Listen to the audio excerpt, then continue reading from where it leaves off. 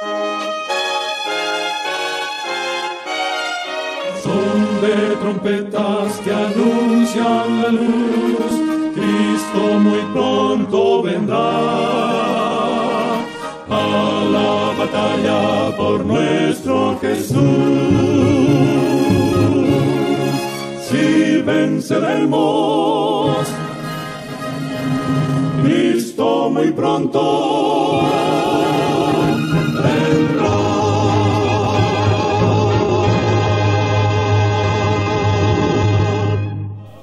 Muy buenas tardes, amables televidentes de su espacio Hay una Esperanza.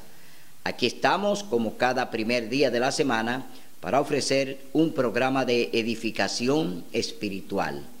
Hoy vamos a tener un tema de mucho interés, un tema donde vamos a ver cuál es la función de un diácono, qué es lo que es un diácono, qué desempeña en la iglesia, para qué es escogido un diácono y cuál es su trabajo, para qué el Señor permitió que el diácono tuviese una función especial en la iglesia, pero que también fue llamado como un mensajero.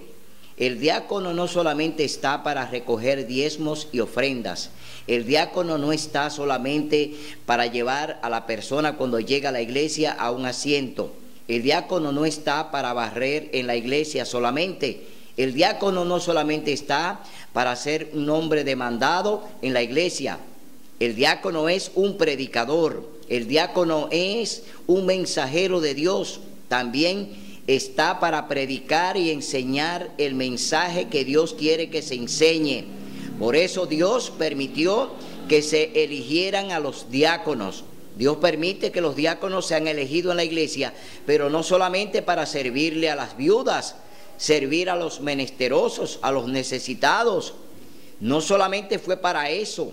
Los diáconos también son predicadores, son mensajeros, son evangelistas, son personas que Dios usa para llevar su palabra, para enseñar su mensaje.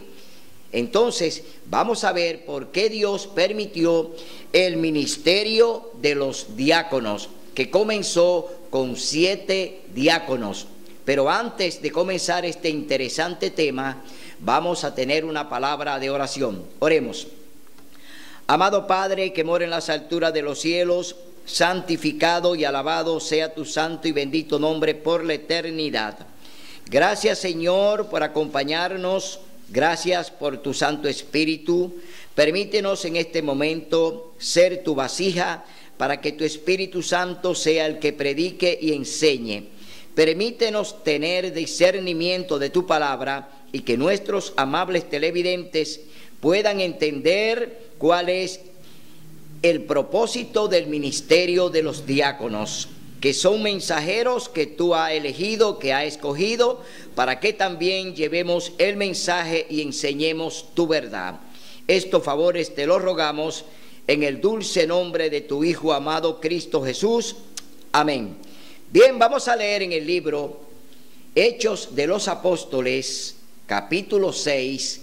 Vamos a ver cuál fue la dificultad que se le presentó a los discípulos, es decir, a los primeros apóstoles de la iglesia de Cristo. Los 12 apóstoles estaban realizando su trabajo, es decir, la comisión que Cristo ya había ordenado, estaba realizando su trabajo de enseñar y predicar. Pero donde ellos trabajaban también habían muchas necesidades, especialmente por la pobreza que había en ese entonces. Estaban las viudas y estaban las personas que carecían de alimentos y de otras necesidades, y que también los apóstoles, los discípulos, ayudaban para amortiguar un poco las necesidades de ellos en aquella época en que ellos andaban predicando el mensaje de Jesús. Vamos a ver por qué entonces comienzan una serie de acusaciones contra ellos, contra los apóstoles, que estaban descuidando a las viudas y a las personas que tenían necesidades, y los acusan los helenistas fueron que acusaron a los apóstoles, es decir, personas que se constituyeron en enemigos prácticamente de los apóstoles para acusarlo de que estaban entonces descuidando las necesidades de las viudas. Pero eso no fue más que un pretexto que Satanás usó para introducir en la iglesia entonces la primera forma de discusión, es decir, de que ellos recibieran algunas acusaciones para entonces Satanás, a través de ese movimiento que se iba a levantar luego, introducir a sus agentes, a sus demonios, que fueron introducidos por Satanás, porque aquí en este tema vamos a ver que hay un personaje que lo introdujo Satanás dentro del grupo de los diáconos. De los 7 diáconos, había un personaje que estaba a favor o fue introducido por el diablo dentro de ellos. Es decir, que el diablo introduce allí a su demonio para que comience entonces la división de la iglesia. Y en este tema vamos a ver el tema de los 7 diáconos que fueron elegidos para entonces atender las necesidades de las viudas y de los pobres en la iglesia, pero que también Satanás, que estaba viendo cómo iba creciendo la iglesia y cómo se iba multiplicando, Satanás también obra de manera inmediata para que esa obra de crecimiento de la iglesia pues se detenga, porque al diablo no le conviene que la iglesia crezca, es decir, en la palabra, en la verdad. No importa que crezca en la mentira. No importa que las iglesias que predican hoy la mentira y enseñan la mentira, especialmente de que el Señor Jesús abolió los 10 mandamientos, que abolió el sábado, porque eso es lo que enseñan las iglesias de hoy en día, principalmente enseñando que el sábado ya no hay que guardarlo, que hoy debemos guardar el domingo en honor a la resurrección. Es decir, que el diablo también utiliza a muchos hombres dentro de la iglesia para él llevar a cabo sus planes de división y de presentar la mentira y de también torcer la verdad. Entonces, en este tema vamos a ver cómo estos 7 diáconos que fueron elegidos para llevar a cabo esta misión, entonces dentro de esos 7 hay un laico, un diácono que es también introducido por Satanás. Es decir, el diablo se infiltra como se infiltró Judas dentro de los 12 apóstoles. Recordemos que Judas no fue llamado. Judas se introdujo con los 12, no fue llamado. Aquí vamos a ver que también hay un diácono llamado Nicolás, que de ahí vienen los nicolaístas. De este diácono llamado Nicolás, entonces es el agente especial del diablo para llevar a cabo la división de la iglesia e introducir entonces una doctrina falsa dentro de la iglesia. Vamos a ver en este tema de Hechos de los Apóstoles, capítulo 6, del 1 hasta el verso 60. Vamos a leer este capítulo completo de lo que fue realmente la elección de los diáconos y cuál es el papel de un diácono. Leemos en el capítulo 6, libro de Hechos de los Apóstoles, los primeros 7 diáconos. En esos días, como crecía el número de los discípulos, los creyentes griegos se quejaron contra los hebreos de que sus viudas eran descuidadas en la asistencia diaria. ¿Quiénes se quejaron contra los apóstoles? Oiga bien, los gentiles. Aquí estamos hablando de los griegos. Los griegos no eran judíos, no eran hebreos, eran gentiles. Y ellos son los que se quejan contra los apóstoles porque no están atendiendo a las viudas que le tenían que llevar prácticamente un sostén, que tenían que darle cuidado a las viudas. Y estas personas, los griegos, entonces por ahí comienza entonces lo que es la acusación contra los apóstoles. Entonces los 12 convocaron a la multitud de los discípulos y dijeron: no es bueno que nosotros descuidemos el ministerio de la palabra de Dios para servir a las viudas.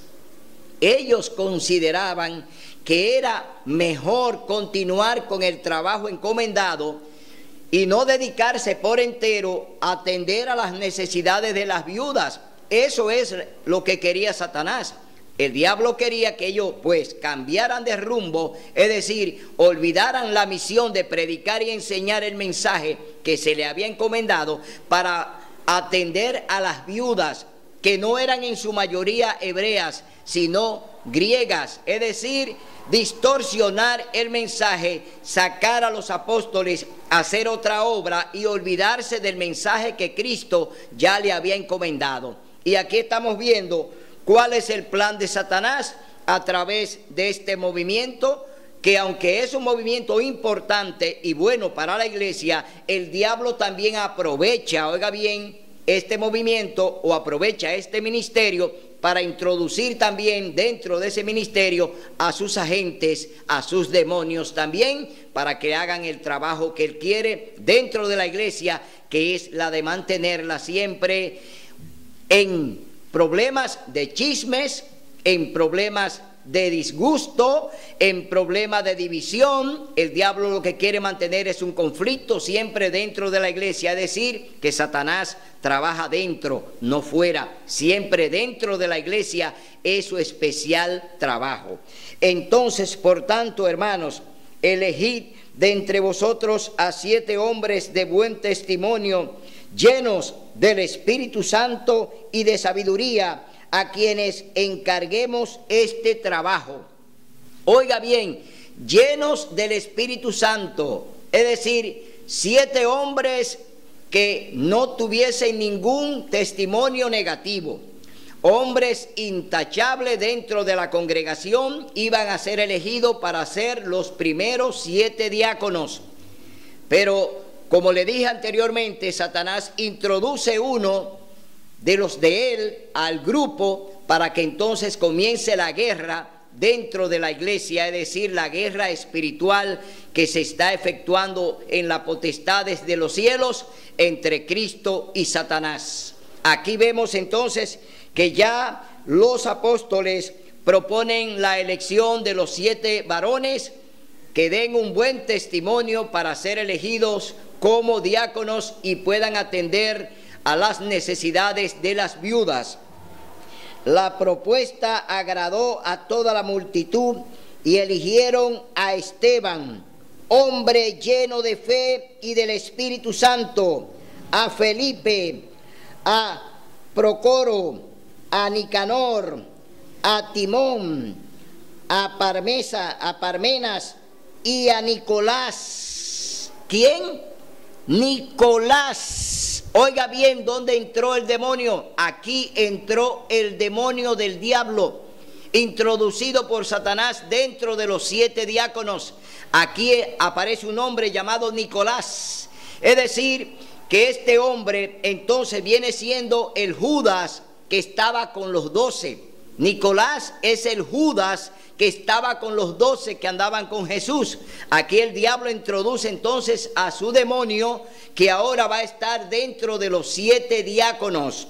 Entonces Nicolás, prosélito de Antioquía, a estos presentaron ante los apóstoles, quienes orando les impusieron las manos, y la palabra del Señor crecía y el número de los discípulos se multiplicaba mucho en Jerusalén. Incluso gran cantidad de sacerdotes obedecían a la fe. Era tan grande el movimiento que había con los primeros apóstoles que hasta sacerdotes que pertenecían a la iglesia del Sanedrín, que pertenecían a otros grupos, ya lo estaban siguiendo, ya estaban creyendo en Jesús, porque ellos andaban predicando a Jesús resucitado.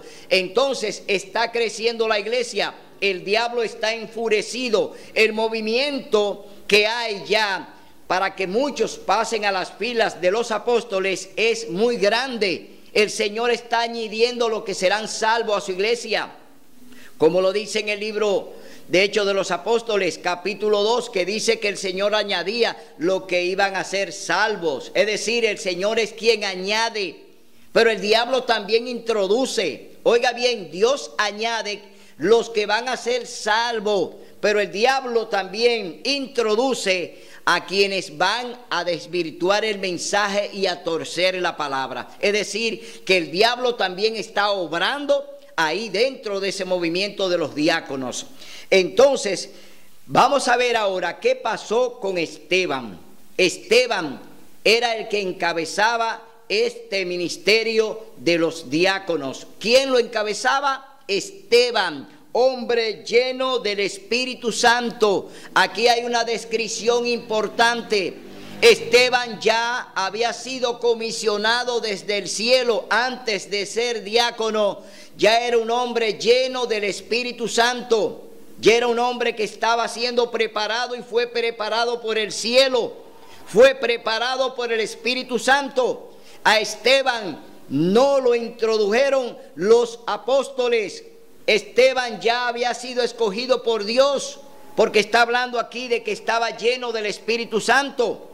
Los apóstoles estaban llenos del Espíritu Santo cuando el Pentecostés, pero Esteban no estaba allí. Esteban no estaba allí en ese grupo cuando recibieron el Espíritu Santo. Sin embargo, dice aquí que ya Esteban era un hombre lleno del Espíritu Santo.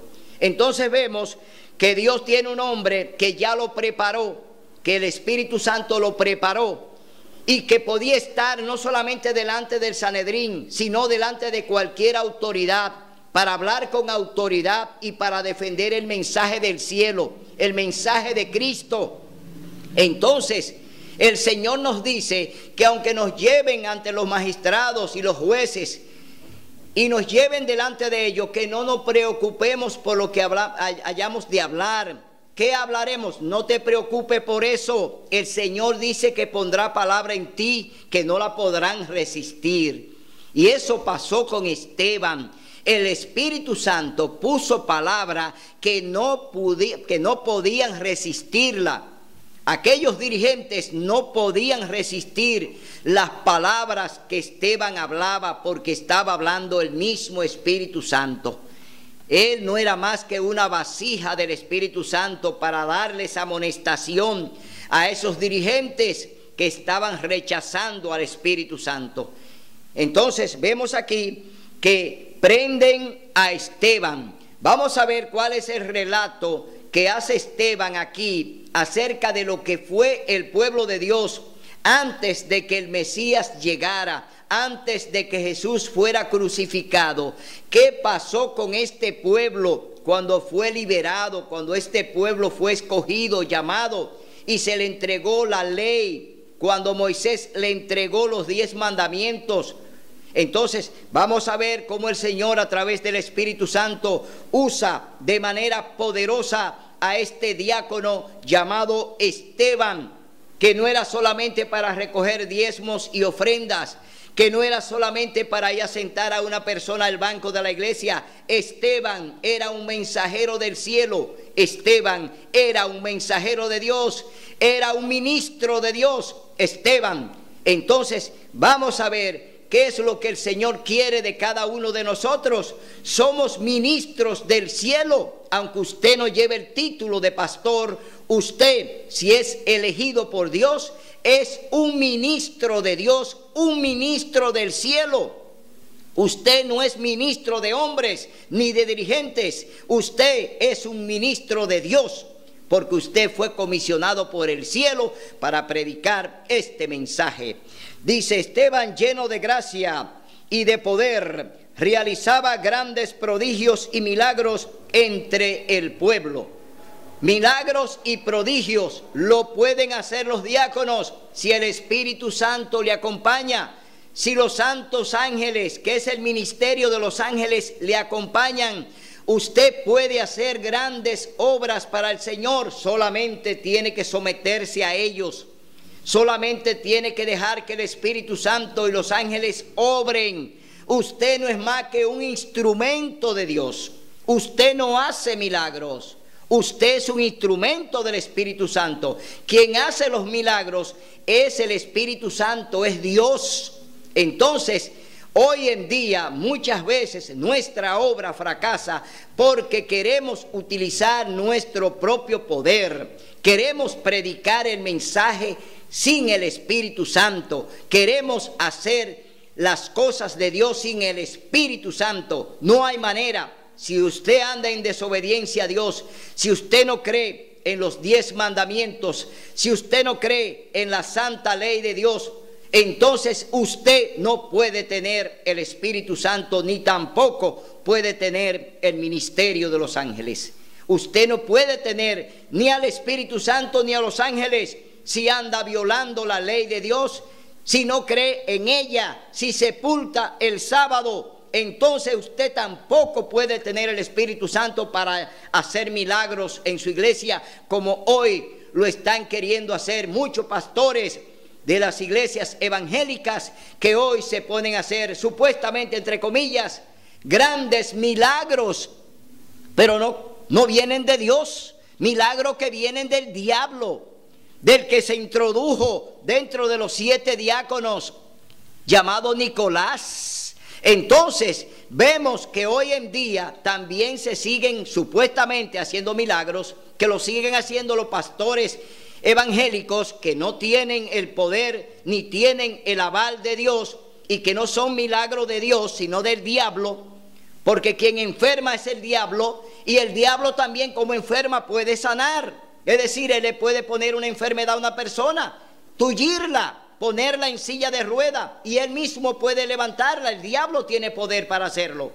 El diablo puede hacer que tú caigas redondo también, y puede levantarte también. Es decir, cosas que Satanás hace y la demuestran los pastores como milagros de Dios, como que el Espíritu Santo está haciendo ese milagro, pero no es verdad, porque si ese pastor, esa pastora, ese sacerdote no cree en el Espíritu Santo, no cree en los 10 mandamientos, no guarda la ley de Dios, no quiere aceptar el sábado como día santo del Señor, y cree que el Espíritu Santo puede acompañarlo para ese tipo de milagro, está equivocado, está trabajando a favor del diablo, no a favor de Dios, porque no cree en la ley, no guarda su sábado y cree que puede hacer milagro con el Espíritu Santo, que no lo va a hacer.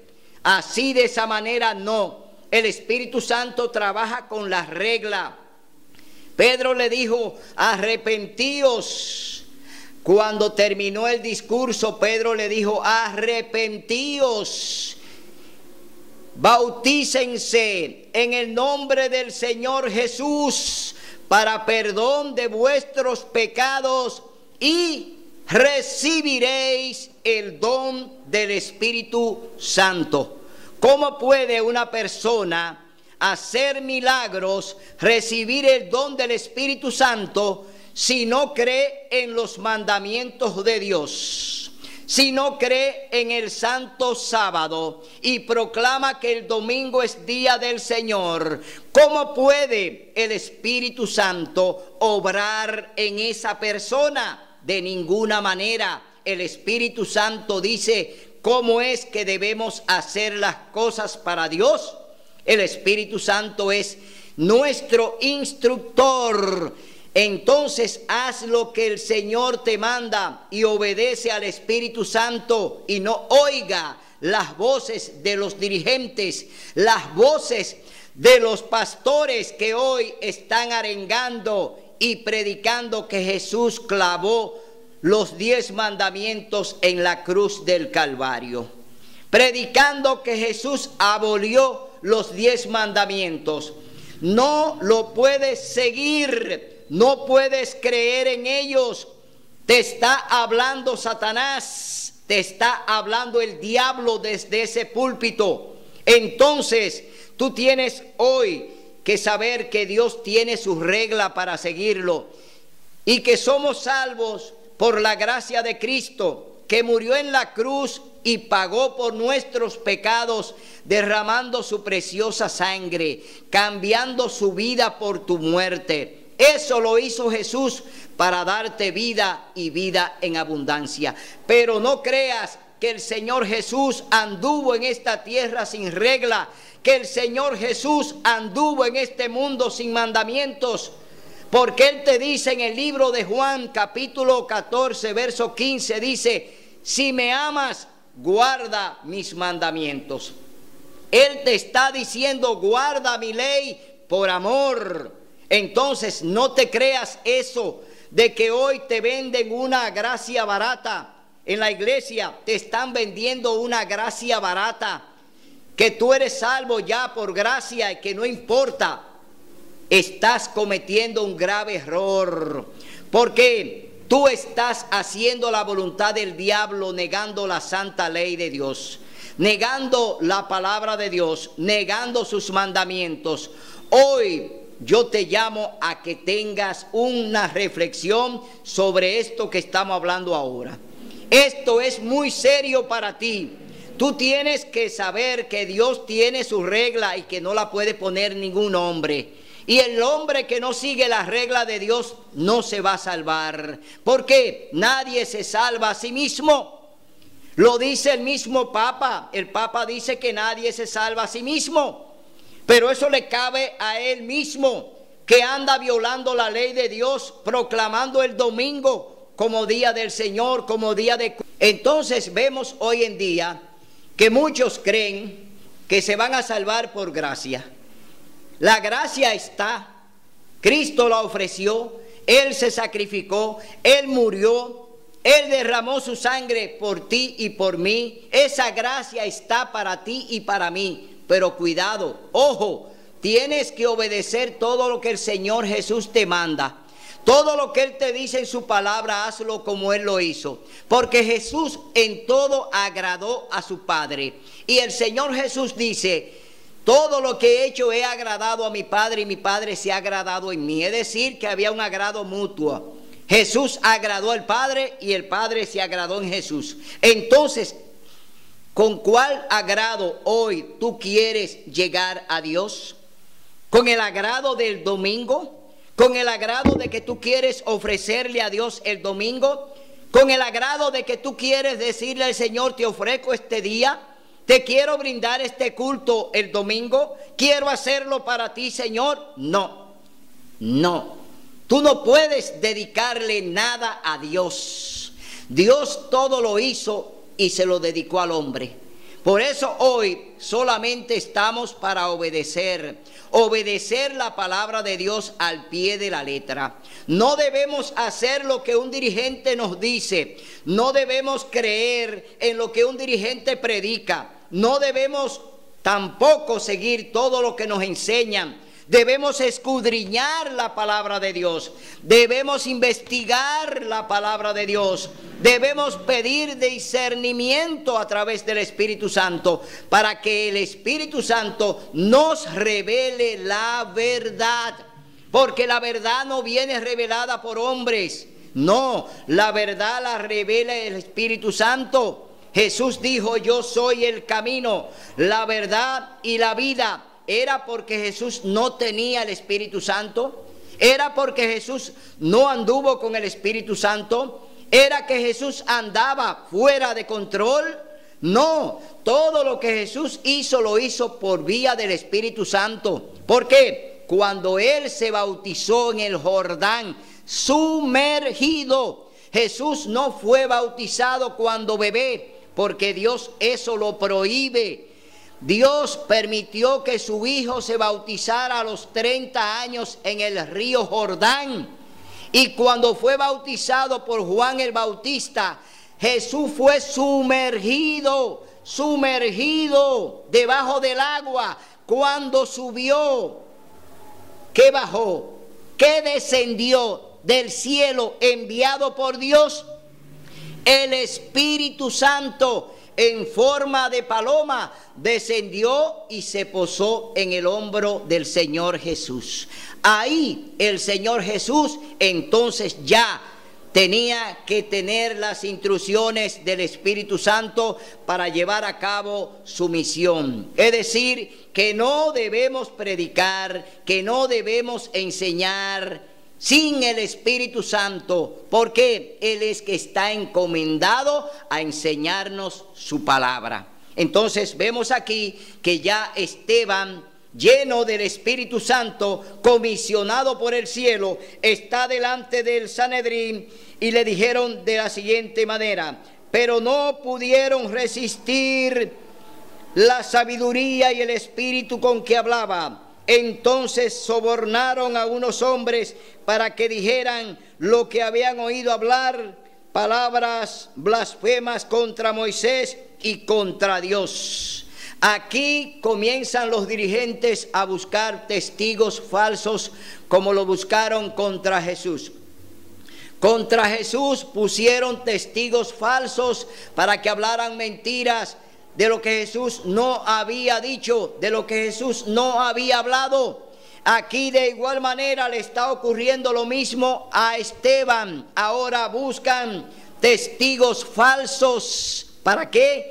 Para que acusen a Esteban de que él estaba hablando en contra de lo que Moisés había escrito y de lo que Moisés había enseñado, y diciendo que hablaba palabras blasfémicas contra Moisés y contra Dios. Así alborotaron al pueblo y a los ancianos y a los escribas y lo prendieron y llevaron al concilio. Pusieron testigos falsos que dijeron: este hombre no cesa de hablar contra este lugar santo y contra la ley. Es decir, que ellos están acusando a Esteban de que él estaba hablando en contra de la ley. No es posible que Esteban, un hombre que fue enviado del cielo a predicar a través del Espíritu Santo, hablase en contra de la ley de Dios. Jamás Esteban lo iba a hacer, porque tampoco lo hizo Moisés. Es decir, la ley sagrada de Dios, los 10 mandamientos, no pueden ser alterados por nadie. Nadie tiene la autorización de alterar la santa ley de Dios. Entonces dice: porque le hemos oído decir que ese Jesús de Nazaret destruirá este lugar y cambiará las costumbres que os legó Moisés. Sí, las costumbres que habían dentro de la ley de Moisés, Jesús la abolió. Jesús rompió con esa tradición de las leyes mosaicas, de las leyes que eran lo que se hacía y se practicaba en el templo, de los animales, los ritos y las ceremonias de los animales que llevaban allí para ser inmolados, para ser degollados, para expiación del pecado. Jesús había tomado el lugar de ese cordero y lo presentó Juan cuando él entró al río Jordán, que dijo: he aquí, oiga bien lo que dijo Juan, he aquí el Cordero de Dios que quita el pecado del mundo. ¿Quién estaba entrando a las aguas del Jordán? El Cordero que quita el pecado del mundo. Juan está diciendo que ya las leyes mosaicas, que los sacrificios que se hacían en el templo, en ese instante quedaban abolidos. Los ritos de animales quedaban ya concluidos, quedaban ya abolidos, es decir, no se iban a utilizar animales para la expiación del pecado, porque Cristo Jesús, el Mesías, ya estaba presentándose como el Cordero de Dios que quita el pecado del mundo. Entonces vemos que esta acusación que le están haciendo estos falsos testigos delante de los dirigentes no es más que una gran mentira que le están hablando allí al Sanedrín, es decir, que le están hablando a los dirigentes. Pero como estaban ciegos y estaban sordos y estaban con su mente estorpecida, es decir, Dios había entorpecido su mente, ellos no estaban en sus cabales. En ese momento el diablo lo había ya convertido agentes de ellos, eran demonios que estaban delante de Esteban. No eran hombres comunes, eran grandes demonios, poderosos demonios del diablo que estaban allí delante de Esteban y lo estaban prácticamente juzgando para condenarlo, porque esa fue la decisión que ellos tomaron. Entonces el sumo sacerdote le preguntó: ¿es esto así? Oiga lo que contestó Esteban. Esteban respondió: hermanos y padres, oíd, el Dios de la gloria apareció a nuestro padre Abraham en Mesopotamia antes de morar en Harán, y le dijo: sal de tu tierra y de tu parentela y ve a la tierra que te mostraré. Dios está llamando a Abraham, padre de la fe, padre del pueblo hebreo, es decir, está llamando al fundador de la iglesia en el Antiguo Testamento. Quien comenzó todo el movimiento del pueblo de Dios fue Abraham, el primer hombre que Dios levantó para llevar a cabo entonces el plan de la salvación, que fue a través de Abraham y su hijo Isaac.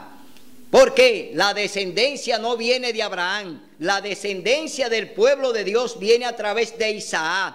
Entonces, de ahí vienen entonces los 12 hijos de Jacob, es decir, las tribus del Antiguo Testamento. Los patriarcas vienen a través de Jacob y sus hijos.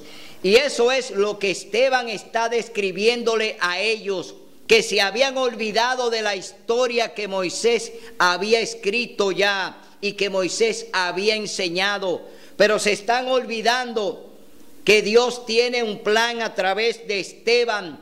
Dios quiere ahora llamarlo a la reflexión. Dios quiere ahora que ellos se vuelvan de su mal camino y se arrepientan de lo que hicieron con su hijo Jesús. Pero aquí hay una acusación que viene de parte de Dios a través de este diácono llamado Esteban. Y no le dio herencia en ella, ni aún para asentar un pie, pero le prometió que se la daría en posesión a él y a sus descendientes después de él, cuando él no tenía ningún hijo. Dios le dijo que sus descendientes serían extranjeros en tierra ajena y que los someterían a servidumbre y maltratarían durante 400 años. Aquí está el pueblo de Dios a través de Isaac, a través de Jacob. Viene entonces la descendencia que entonces se multiplica allí en Egipto. ¿Dónde se multiplicaron ellos? En Egipto, en Gosén, allí después que entró José. Y oiga lo que sigue diciendo Esteban en este relato. Dice: pero yo castigaré, dijo Dios, a la nación que los esclavizará, y después saldrán y me servirán en este lugar. Y le dio el pacto de la circuncisión. Así Abraham tuvo a Isaac y lo circuncidó al 8º día, Isaac a Jacob y Jacob a los 12 patriarcas. Y sigue diciendo Esteban delante del Sanedrín que está allí y que lo está juzgando delante de aquellos demonios poderosos que están allí, hombres que ya son demonios, que son los que lo están juzgando y son los que lo están acusando. Dice: los patriarcas por envidia vendieron a José a Egipto, pero Dios estuvo con él, lo libró de todas sus tribulaciones y le dio gracia y sabiduría ante Faraón, rey de Egipto, quien lo nombró gobernador de Egipto y de toda su casa. Oiga lo que hace el Señor con un hijo de Jacob llamado José. Fue vendido por sus hermanos, llevado a Egipto como esclavo y vendido allí. Pero Dios tenía planes con este hombre, con este hijo de Jacob llamado José.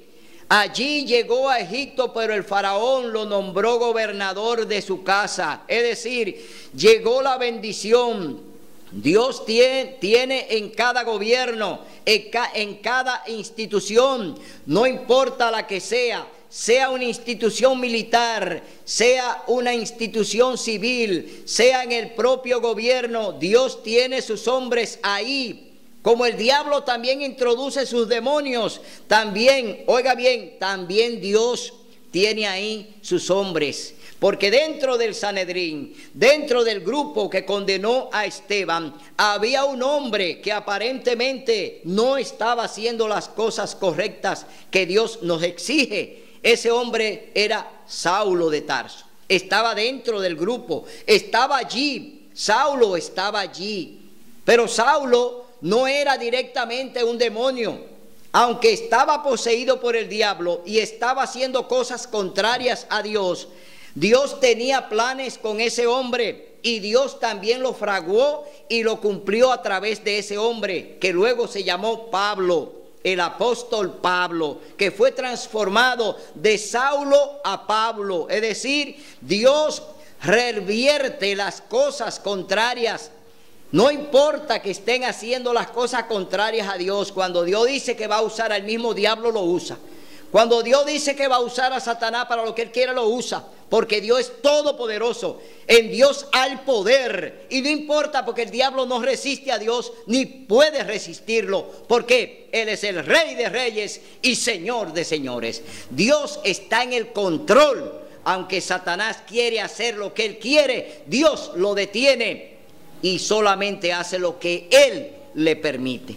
Por eso vemos que aquí Él está con su obra, Él está manipulando a los dirigentes. Él introdujo a Nicolás dentro de los diáconos y tiene sus planes y lo está llevando a cabo, pero Dios lo deja correr. Como siempre, Dios le dice a Satanás: ve y toca y quítale todo lo que él tiene, cuando lo mandó a donde su siervo Job.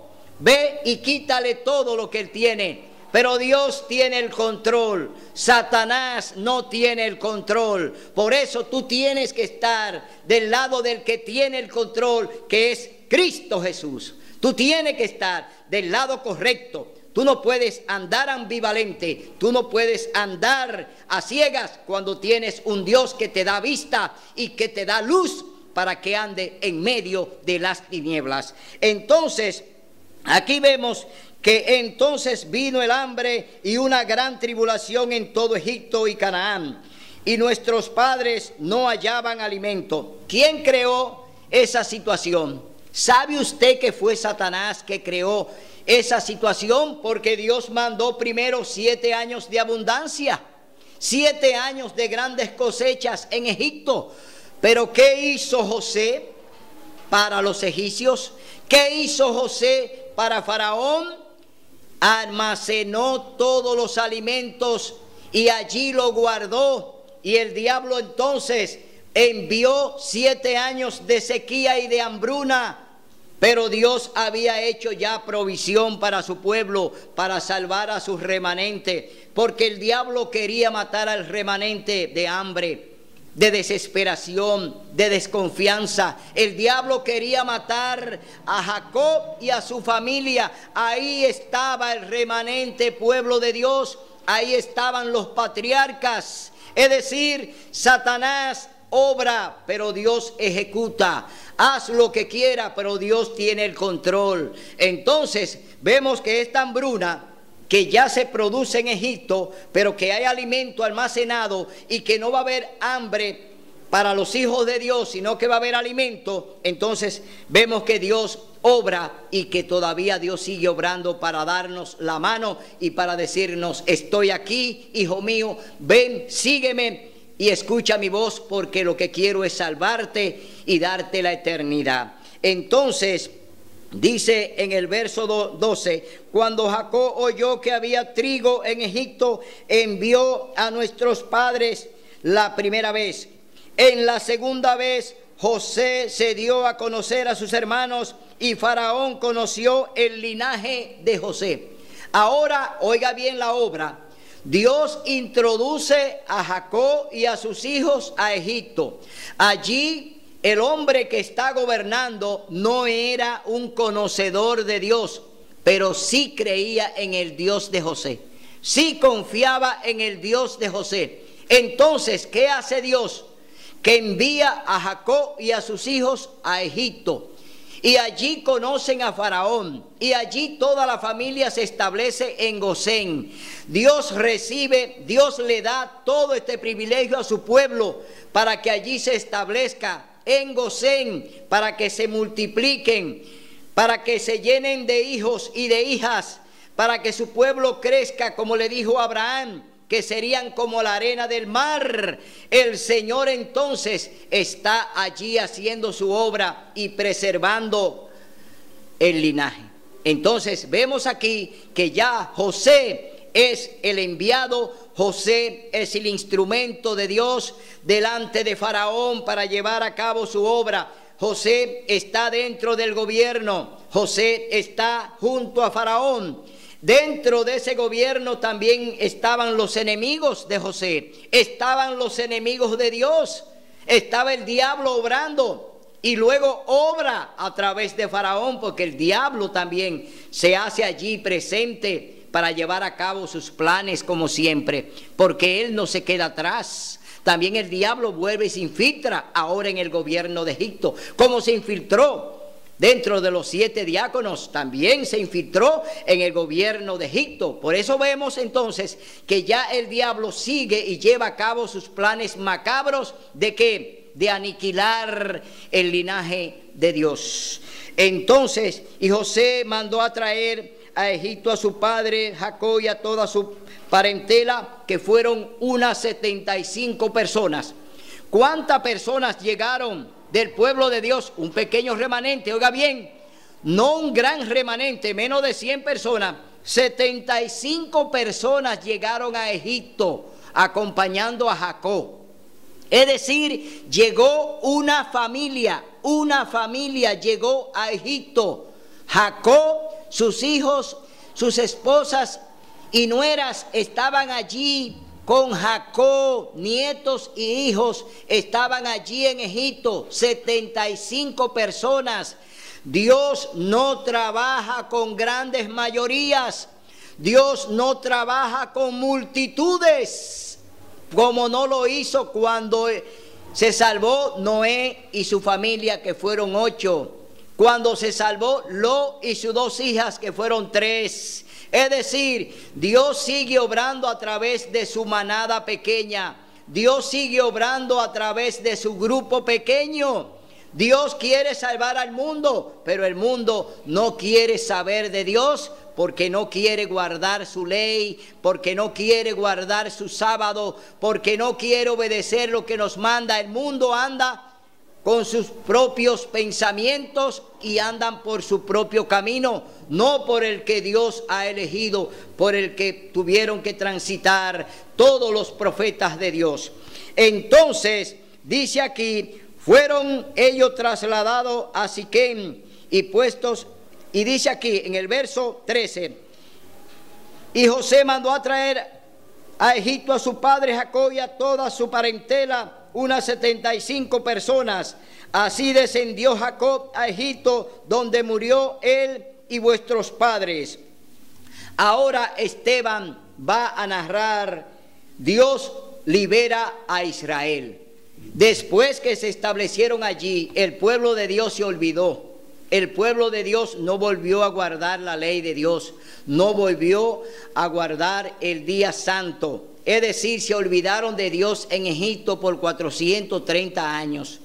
Es decir, habían olvidado al Dios que lo había protegido de la hambruna, al Dios que lo había elegido, al Dios que lo había escogido. Se olvidaron de Él. Entonces, vamos a ver ahora que Dios no se olvida de la promesa, ni de su remanente, ni de sus hijos, porque siempre lo va a amparar, porque esa es la promesa de llevarlos al cielo. Y a medida que se acercaba el tiempo de la promesa de Dios, había jurado Abraham, el pueblo fue creciendo y multiplicándose en Egipto, hasta que se levantó otro rey, es decir, el gran faraón, el gran dragón. Se levantó Satanás ahora a través de este faraón. No era el rey que había en los tiempos, oiga bien, de José. No era el faraón de los tiempos de José. Ahora se levanta otro sucesor, se levanta otro faraón, se levanta el hijo de faraón, que fue el que estuvo en los tiempos de José. Ahora se levanta Ramsés, se levanta ahora en los tiempos de Moisés. Entonces vamos a ver qué sucede con este faraón que ahora no quiere conocer a Moisés, enviado de Dios, escogido por Dios para liberar a su pueblo. Hasta que se levantó otro rey en Egipto que no conocía a José. Este trató con engaño a nuestro linaje, maltrató a nuestros padres hasta exponer a sus hijos a la muerte. En ese tiempo nació Moisés y fue agradable a Dios. Por 3 meses fue criado en casa de su padre. Cuando fue expuesto, la hija de Faraón lo adoptó y creció como un hijo suyo. Moisés fue enseñado en toda la sabiduría de los egipcios y era poderoso en palabras y hechos. Aquí está un hombre levantado por Dios dentro del mismo gobierno egipcio. Un hombre formado por ellos, un hombre criado por la hija de Faraón, un hombre que está allí, ¿para qué? Para ser instrumento de Dios. Es decir, Moisés, escogido por Dios, ahora está en el trono de Egipto, así como estaba Esteban allí delante de aquellos que estaba elegido y escogido por Dios para dar este testimonio a estos dirigentes ciegos que estaban delante de él. Ahora Dios levantó a Moisés allí en el mismo gobierno de Faraón. Entonces dice: cuando cumplió los 40 años, sintió el deseo de visitar a sus hermanos israelitas. Al ver que uno era maltratado, lo defendió, mató al egipcio y vengó al oprimido. Moisés pensaba que sus hermanos entenderían que Dios los liberaría por su mano, pero ellos no lo entendieron así. Dios está mandando una señal a través de Moisés, solo que Moisés quiso hacer justicia con su propia mano, y la justicia es de Dios. Moisés, pues, en el altercado que hubo entre el egipcio y el hebreo, mató al egipcio, y él pensó que con ese mensaje le enviaría a sus hermanos una señal de que él sería su liberador, pero está diciéndole que era por medio de una guerra, que lo iba a liberar por medio de batallas, por medio de conflictos, por medio de altercado. No era el medio que Dios había escogido. Dios no había escogido un medio violento para liberar a su pueblo. Moisés lo entendió así, pero no era ese el método de Dios, sino que vemos que Dios envía a Moisés hacia donde están sus hijos para enviarle una señal de que vayan entendiendo que Dios ha elegido un hombre entre ellos para liberarlo. Entonces, al día siguiente se acercó a 2 israelitas que estaban riñendo y trató de ponerlos en paz, diciendo: amigos, vosotros sois hermanos, ¿por qué os ofendéis el uno al otro? Entonces el que maltrataba a su prójimo lo empujó diciendo: ¿quién te ha puesto por gobernante y juez sobre nosotros? ¿Quieres matarme como mataste ayer al egipcio? Oiga bien lo que está sucediendo ahora. Moisés está tratando de poner paz entre estos hermanos que están discutiendo. Moisés está tratando de que ellos puedan ponerse de acuerdo, pero uno de ellos lo acusa. ¿Quién te ha puesto sobre juez? ¿Quién te ha puesto como juez sobre nosotros? ¿Acaso quiere matarme como mataste al egipcio? Es decir, una acusación muy seria. Entonces, oiga lo que sucede después de esa acusación. Entonces, al oír esto, Moisés huyó y vivió como extranjero en Madián y tuvo 2 hijos. ¿Qué pasó con Moisés? Con lo que pasó entre los 2 israelitas, que lo acusaron de haber matado a un egipcio, y eso llevaba pena de muerte en Egipto. Es decir, Moisés tenía pena de muerte si se descubría que él mató a ese egipcio. ¿Y qué tuvo que hacer Moisés? Correr, huir, y se fue a Madián. se fue como extranjero, se refugió allí y allí tuvo 2 hijos. Entonces vemos que ya el Señor ha sacado a Moisés de Egipto, permitió que este incidente se presentara para que el Señor obrara y entonces Moisés saliera de allí de Egipto.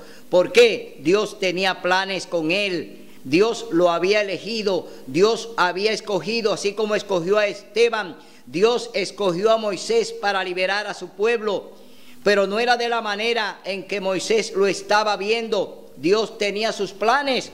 Y oiga lo que sucede con Moisés. Entonces, al oír esto, Moisés huyó y vivió como extranjero en Madián y tuvo 2 hijos. Pasado 40 años, un ángel se le apareció en el desierto del monte Sinaí, en el fuego, en una zarza que ardía. Y Moisés se maravilló de la visión y al acercarse a observar, oyó la voz del Señor: yo soy el Dios de tus padres, el Dios de Abraham, de Isaac y de Jacob. Moisés, temeroso, no se atrevía a mirar. Aquí está el ángel de Jehová. Aquí está el mismo Jesús en la zarza ardiente. Aquí Él está ahora haciendo un trabajo de transformación para este siervo que Él eligió. El Señor va a transformar a Moisés. El Señor va a comisionar a Moisés. Lo mismo que ocurrió con Saulo de Tarso, lo mismo que pasó con él, que fue transformado y que Dios lo preparó para ir a la misión. Es decir, que estamos viendo aquí que Dios sigue obrando de la misma manera, que Dios tiene su método, que no es el método tuyo, ni es el método del pastor, ni es el método del papa, no es el método del sacerdote, no es el método de la pastora, es el método de Dios. Tú tienes que saber que Dios tiene su método, no puedes cambiarlo. Dios dice cómo hacerlo y lo haremos y se hará como Él dice, en un así dice Jehová. Entonces vemos ya que Moisés está siendo transformado en esta salsa ardiente para ser nombrado como el hombre que irá a liberar al pueblo de Dios. Y el Señor le dijo: quita la sandalia de tus pies, porque el lugar donde está es tierra santa. He visto la aflicción de mi pueblo en Egipto, he oído su gemido y he descendido a librarlos. Ahora pues, ven que te enviaré a Egipto. ¿A dónde fue enviado Moisés?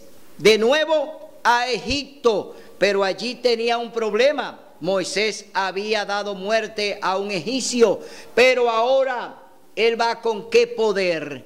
Moisés va con su propio método, Moisés va con su propio discurso, Moisés va a hacer lo que él quiere. No, Dios ahora le dice: ¿qué tienes en la mano? Y él le dijo: tengo un cayado, con ese bastón voy a liberar a mi pueblo. Es decir, ya no es el método de un hombre, ya no es el método de un dirigente, es el método de Dios. Por eso tú y yo tenemos que obedecer al pie de la letra lo que Dios nos manda a través de su palabra. Por eso tenemos que hacer la voluntad de Dios. Por eso tenemos que ver cómo Moisés, después que sale de allí, ya es un hombre transformado, ya es un hombre que va a hacer lo que Dios mande, ya es un hombre que va a hacer lo que Dios le diga. Ahora la misión está en las manos de Moisés, pero la dirección está bajo el control de Dios. No es Moisés quien va a hacer la misión ni la va a llevar, sino Dios a través de su instrumento.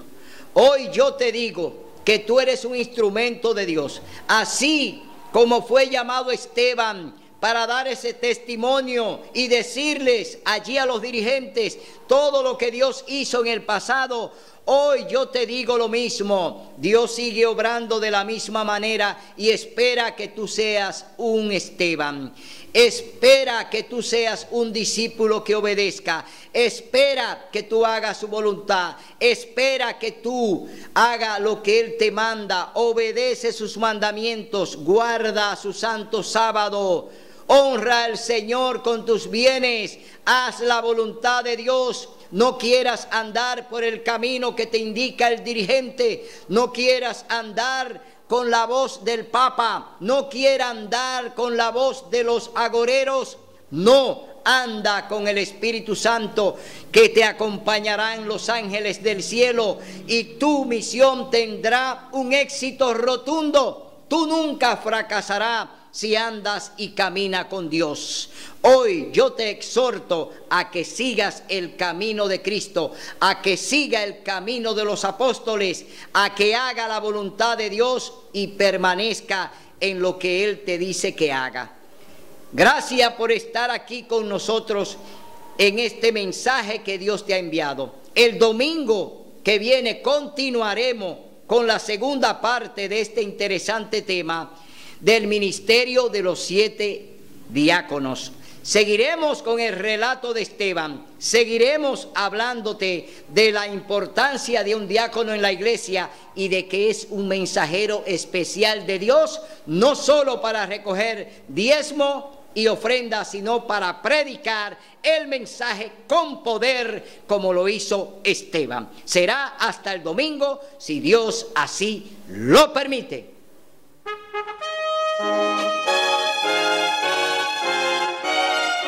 Son de trompetas que anuncian la luz, Cristo muy pronto vendrá a la batalla por nuestro Jesús. Si venceremos, Cristo muy pronto vendrá.